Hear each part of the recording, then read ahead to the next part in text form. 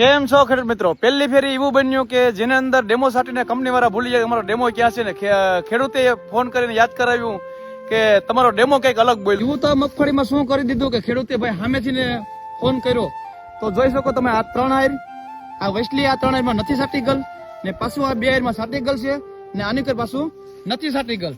તો આ નરી આંખે દેખાય એવો ફરક છે ને જેના માટે ખેડૂતે આપણે ફોન કર્યો તો કોરોમંડલના સાહેબને.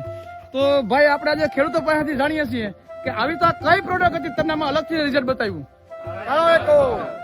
કઈ પ્રોડક્ટ હતી આપણે કઈ કંપની નથી આપણે પ્રોડક્ટ કોરોમંડલ.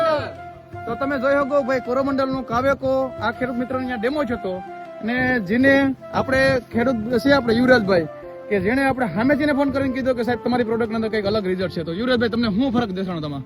આમાં જો શું કહે સાહેબ આખો ફરક જ છે. જો આ 3 આયર માં અહીં સેટલ છે 3 માં મૂકેલી છે 2 આગળ સેટેલી છે.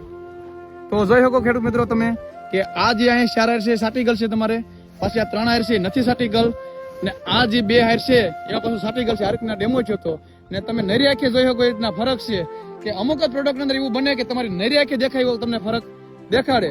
એટલે ખાસ ખેડૂત મિત્રો એક ફૂગનાશક છે એટલે આપણે એના કોરોમંડલના સાહેબ પાસેથી જાણીએ કે આ ફૂગનાશક અંદર શું ટેકનિકલ આવે છે અને શું મગફળી અંદર કામ આપે છે.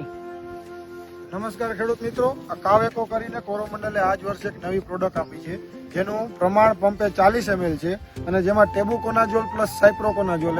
ટેબુકોનાઝોલ તો ઘણી કંપનીઓમાં આવે પણ સાયપ્રોકોનાઝોલ કોઈ કંપનીમાં આપતું નથી એટલે આપણે એક અલગ મિશ્રણ કર્યું છે ટેબુકોનાઝોલ અને સાયપ્રોકોનાઝોલ, જેનાથી ઘેરું, ટીકા, પછી રસ્ટ અને સફેદ ફૂગમાં પણ સારું એવું પરિણામ મળશે.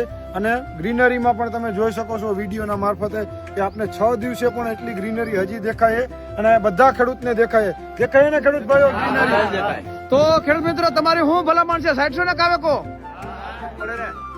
તો ખેડૂત મિત્રો બીજાને ભલામણ કર્યા જેવી ખેડૂતને તો ખાસ ખેડૂત મિત્રો સારી કંપનીનું છે ને સારી પ્રોડક્ટનો યુઝ કરવામાં કઈ વાંધો નથી.